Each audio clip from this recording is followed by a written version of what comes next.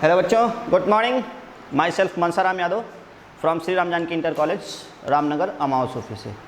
तो चलिए हम देखते हैं class 11th chapter 2 units and measurement. Units and measurements में हम लोगों ने एक वीडियो लेक्चर देख रखा है जिसमें हमने बात करी थी यूनिट्स की, मेजरमेंट्स की, और एक रिलेशन फाइंड किया था। रिलेशन क्या था? N you equal to constant, n you equal to constant. तो n क्या था? n थी किसी भी फिजिकल क्वांटिटी की न्यूमेरिकल वैल्यू, जिसको हम बोल सकते हैं आंकिक मान, न्यूमेरिकल वैल्यू आंकिक मान, और u से बोले तो यूनिट था जिसे हम कह सकते हैं मात्रक। ठीक, और ये तो किसी एक standard SI standard system of unit में N you equal to constant आया था। अगर हम लोग बात करें कि किसी फिजिकल क्वांटिटी को अगर हम एक सिस्टम ऑफ यूनिट में मेजर करते हैं, उसमें उसकी जो आंकिक न्यूमेरिकल वैल्यू है n1 है और जो मात्रक है यूनिट है वो u1 है, तथा किसी और सिस्टम ऑफ यूनिट में मेजर करें, दो सिस्टम ऑफ यूनिट में हम उसको अगर मेजर करते हैं तो उसमें अगर उसका आंकिक मान n2 था और यूनिट u2 था, तो इन दोनों से हमने एक रिलेशन फाइंड किया था। क्या फाइंड किया था? n1 u1 equal to n2 u2। इतना हमने पहले वीडियो लेक्चर में देखा है। आज हम शुरुआत करेंगे n1 u1 equal to n2 u2 से एक नई शुरुआत, नया वीडियो लेक्चर, नई एनर्जी के साथ, नई ऊर्जा के साथ। चलो आओ देखते हैं फिर इस रिलेशन पे कुछ न्यूमेरिकल हम देखेंगे। इस न्यूमेरिकल का, इस रिलेशन का यूज क्या है? तो यूज क्या है अभी हम देखते हैं। सबसे पहला एक यूज है कि यूज ये है conversion of units from one system of unit to another system of unit. एक मात्रक पद्धति को दूसरे मात्रक पद्धति में बदलना। पहला क्या है? Conversion of unit. इसको हम बोल सकते हैं एक मात्रक पद्धति को, एक मात्रक पद्धति को दूसरे मात्रक पद्धति में बदलना, दूसरे मात्रक पद्धति में बदलना। जैसे एग्जाम्पल के लिए हम देखते हैं, जैसे स्मॉल g जिसको बोलते हैं ग्रेविटेशनल एक्सीलरेशन, गुरुत्वीय त्वरण, और इसकी वैल्यू होती है 9.8 मीटर पर सेकेंड स्क्वायर। ये इसकी यूनिट होती है। हमसे कोई कह दे कि भैया कि लल्ला, या आपसे कोई कह दे लल्ला स्मॉल g जो है वो एक मात्रक पद्धति में अगर नापी जाती तो उसका न्यूमेरिकल मान, न्यूमेरिकल वैल्यू, आंकिक मान 9.8 मीटर प्रति सेकेंड स्क्वायर है।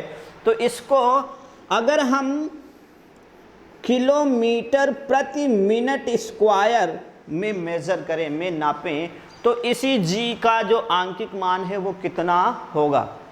तो हमसे पूछ रहा है वो n2। कहो कैसे? क्योंकि g इक्वल टू ये फिजिकल क्वांटिटी है, ये इसका न्यूमेरिकल मान है, n1 बोल सकते हैं, ये इसका मात्रक है, इसको हम n2 बोल सकते हैं, हमें u1 बोल सकते हैं। हमें n2 ज्ञात करना है तो n2 और इस मात्रा को बोल देते हैं u2। तो यहाँ से एक रिलेशन है n1 u1 equal to n2 u2। n1 की वैल्यू दे रखी उसने 9.8 और यूनिट दे रखी उसने मीटर प्रति second square equal to n2 मुझे फाइंड करना। यूनिट क्या ली जा रही है? किलोमीटर प्रति या पर मिनट स्क्वायर। ओके, जब वो इतना दे रहा है तो हमसे n2 पूछा है। n2 कैसे निकलेगा? 9.8 मीटर पर सेकेंड स्क्वायर। n2 इस किलोमीटर को देखो, इधर मीटर है, इधर भी अगर मीटर बन जाए किसी तरीके से तो हम मीटर और मीटर को कैंसिल आउट कर देंगे। तो किलोमीटर है तो 1 किलोमीटर इक्वल टू हम क्या लिख सकते हैं? 1000 मीटर। तो इस किलोमीटर की जगह पे हमने लिखा 1000 मीटर। इधर है मिनट, इधर है सेकंड, इधर भी अगर सेकंड हो जाता तो सेकंड से सेकंड को हम कट कर देते। तो 1 मिनट इक्वल टू होता है 60 सेकंड। तो मैंने इस मिनट को कन्वर्ट किया और लिखा यहाँ पे 60 सेकंड का होल स्क्वायर। ओके, अब देखो 9.8 मीटर पर सेकेंड स्क्वायर इक्वल टू, यहाँ से हो जाएगा n2 10⁻³ मीटर, 1 2 3 3 0 है तो 10⁻³ बाई, यहाँ पे देखो 60 का स्क्वायर और सेकेंड का स्क्वायर हम कर सकते हैं। तो सेकेंड से सेकेंड मरा, मीटर से मीटर मरा, n2 इक्वल टू क्या हो जाएगा, क्रॉस मल्टीप्लाई कर लो, 9.8 इंटू 60 का स्क्वायर है तो 60 इंटू 60 लिख सकते हैं, 10⁻³ है तो उसको लिख सकते हैं 1000, 1 0 1 0 मरा, 1 0 1 0 मरा, 2 से कट कर लो, 2 5 जा 10, 2 3 जा 6, यहाँ से देखो मल्टीप्लाई करो, 8 3 जा 24, 2 कैरी हुआ, 9 3 9 जा 27, ओके 27 और 2 29 इंटू 6, 1 प्लेस पे बाई 5, 6 से मल्टीप्लाई करो, 6 24 कैरी 2, 54 और 2 6 कैरी 5 17, ओके 1 प्लेस पे पॉइंट दशमलव और बाई 5 इतना आया। 5 1 जा 5, 5 1 जा 5,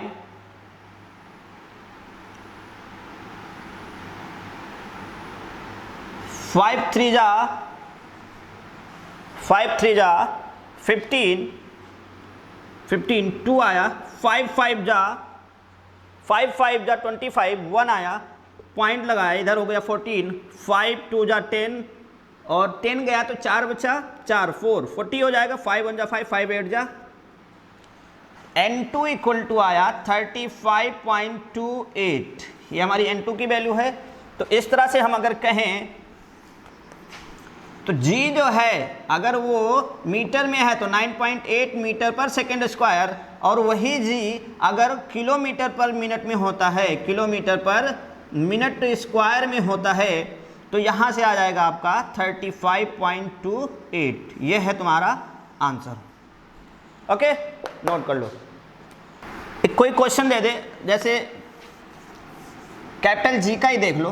कैपिटल जी की क्या होता है, ग्रेविटेशनल कांस्टेंट होता है, गुरुत्वाकर्षण नियतांक होता है, इसकी वैल्यू होती है, हाँ चलिए जैसे अभी हमने कहा कैपिटल जी की वैल्यू देखना है, तो जी की वैल्यू क्या होती है 6.67 इंटू 10⁻⁻11। देखो अगर आपको यूनिट नहीं आती तो यूनिट निकाल लो, यहाँ से देखो क्या होती है, F equal to G m1 m2 by r square, यही होती है। यहाँ से G इक्वल टू क्या निकल के आएगा, F r square by m1 m2। Force की यूनिट होती है न्यूटन, लेकिन हम यहाँ पे न्यूटन की जगह पे फोर्स को क्या लिखते हो, F इक्वल टू ma। तो फोर्स की जो SI यूनिट होती है वो न्यूटन होती है, लेकिन हम इसको MKS में लिखेंगे। MKS में इसलिए लिख रहे हैं क्योंकि हमें यहाँ पे पता होना चाहिए कि ये फिजिकल क्वांटिटी किन किन चीज़ों पे डिपेंड कर रही है, मतलब इसकी जो यूनिट है वो क्या क्या है, ताकि कन्वर्जन करने में हमें आसानी हो। तो देखो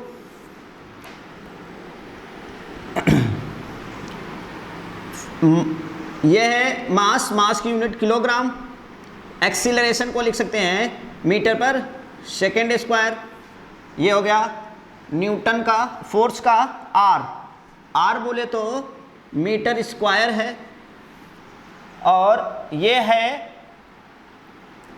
मास, और मास का क्या होता है केजी का स्क्वायर, ठीक है केजी स्क्वायर। यहाँ से देखो केजी ऊपर जाएगा तो माइनस हो जाएगा, तो माइनस से ये जाएगा तो यहाँ से क्या बनेगा केजी इनवर्स, और मीटर का क्या होगा,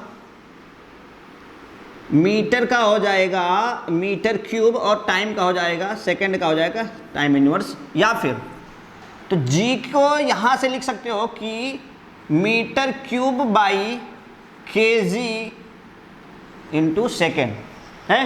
तो जो g की वैल्यू है, जो g की वैल्यू है 6.67 इंटू 10 टू पावर माइनस 11, इसको हम क्या लिखेंगे, metre cube by kilogram into second. और ये जो इसकी यूनिट है, ये जो इसकी वैल्यू दे रखी है, ये दे रखी है MKS में। किस में दे रखी है, MKS में। हमसे कोई बंदा पूछे कि इसकी जो न्यूमेरिकल वैल्यू है वो क्या होगी अगर हम इसको CGS में मेजर करें, CGS में। क्वेश्चन कह रहा है कि अगर हम इसको CGS में मेजर करें तो हमारी जो न्यूमेरिकल वैल्यू होगी वो क्या होगी है। तो देखो ये 6.67 जो दिया है इसको हम बोल सकते हैं numerical value of in one system of unit. और ये जो मेरा है ये पूरा मेरा क्या है, MKS में है, और इसको हम U1 बोल सकते हैं। क्या है, U1।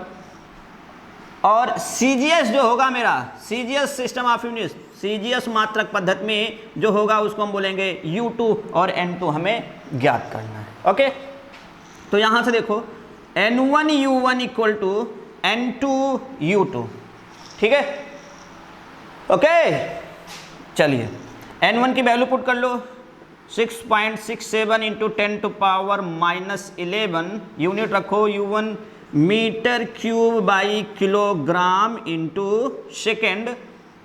अब मुझे N2 चाहिए, तो N1 U1 equal to N2 U2, N2 चाहिए तो N2 को रख लो, U2 क्या है, इसको रखो CGS, C से बोले तो सेंटीमीटर, इसका मतलब हुआ centimetre cube by gram into second, यही होगा।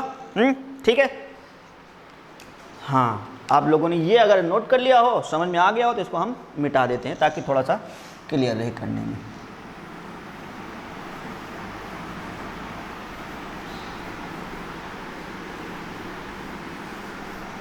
चलो हैं, यहां से देखो, अगर इस मीटर को मैं कन्वर्ट कर लूं सेंटीमीटर में, तो मीटर और मीटर, सेंटीमीटर और सेंटीमीटर कटेगा।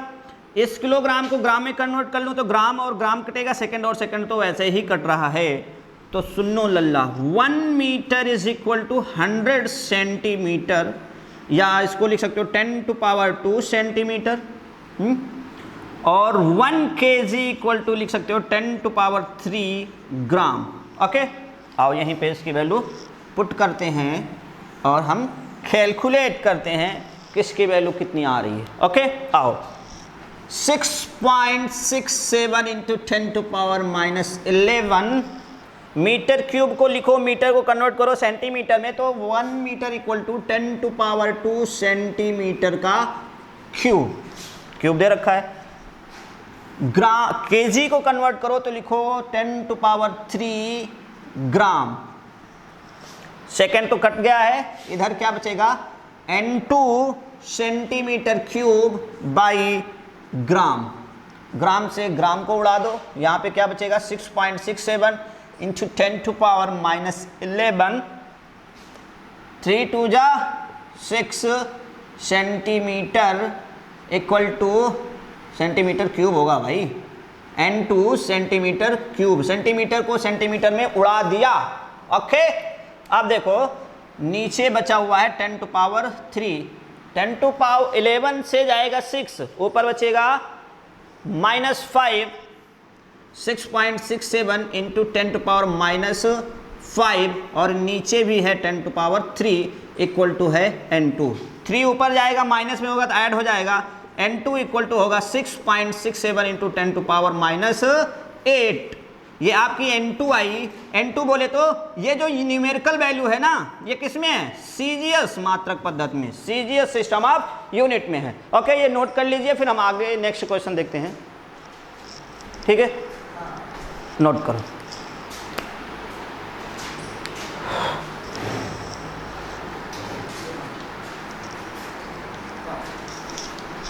एक और कन्वर्जन देखते हैं।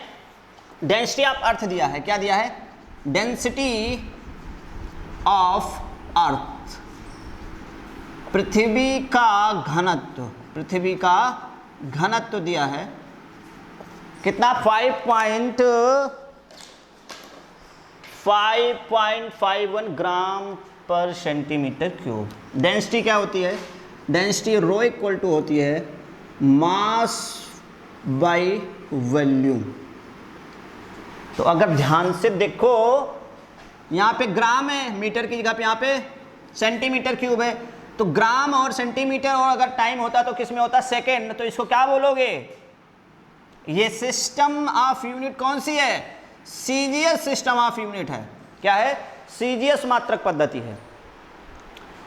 अब मुझसे कह रहा है कि पृथ्वी का घनत्व, पृथ्वी का घनत्व बताइए भैया, पृथ्वी का घनत्व बताइए, पृथ्वी का घनत्व बताइए। कहाँ, किसमें? जब हम मास को मेजर करें किलोग्राम में और दूरी को मेजर करें मीटर क्यूब में। मुझसे क्या कह रहा है? ग्राम में और मीटर क्यूब में। तो ग्राम और किलो, मास को लिया जा रहा है किलोग्राम में, दूरी को लिया जा रहा है मीटर में। तो ये कौन सी सिस्टम ऑफ यूनिट हुई?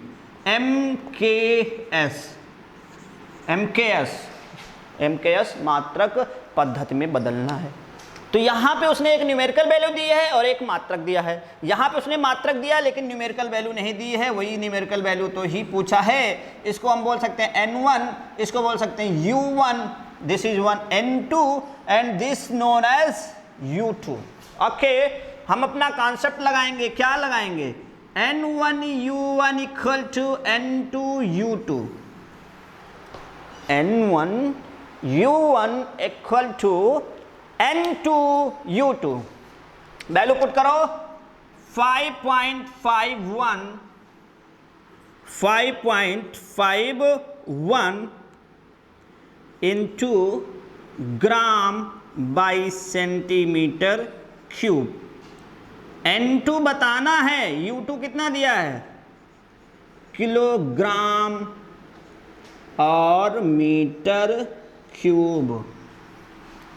किलोग्राम और इधर ग्राम है। अगर इस किलोग्राम को मैं ग्राम में बदल लूँ तो ग्राम से ग्राम कट जाएगा, इस मीटर को मैं सेंटीमीटर में बदल लूँ तो सेंटीमीटर से सेंटीमीटर उड़ जाएगा, मर जाएगा।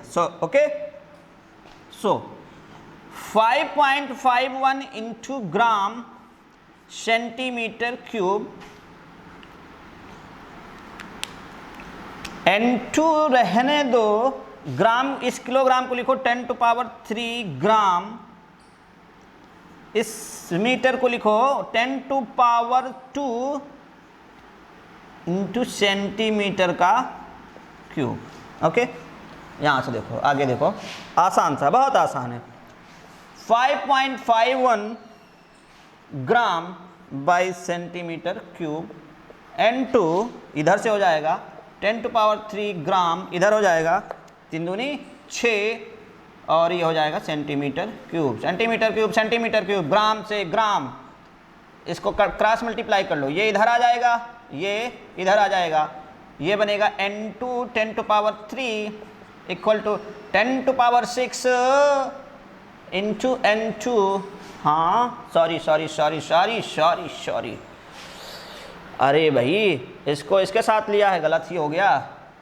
हाँ, 5.51 इंटू 10⁻6 इक्वल टू, इधर 1 मान लो, इसके साथ क्या होगा? N2 into 10⁻3। 10⁻3 से हमारा यहाँ बचेगा क्या? 3। तो यहाँ से N2 इक्वल टू बचेगा 5.51 इंटू 10⁻3। क्या अब ये आपका N2 आया है और N2 को आप पूरा लिखना चाहो तो density of earth equal to 5.51 इंटू 10⁻³ किलोग्राम पर मीटर क्यूब। ओके, लल्ला नोट कर लो, दिस इज योर आंसर है। ठीक है, नोट करो। अब हम आगे देखते हैं। यूनिट्स एंड मेजरमेंट में हमने इतने कन्वर्जन देखे। अगर आप लोगों को किसी अपने मन से कुछ और कन्वर्जन कीजिए, किसी भी कन्वर्जन में कोई भी प्रॉब्लम आती है तो कमेंट में बताइए, हम आपके लिए उस कन्वर्जन पर, स्पेशल कन्वर्जन पर, विशेष कन्वर्जन पर सेपरेट वीडियो बना देंगे। Okay, thanks. ये आप नोट कर लो।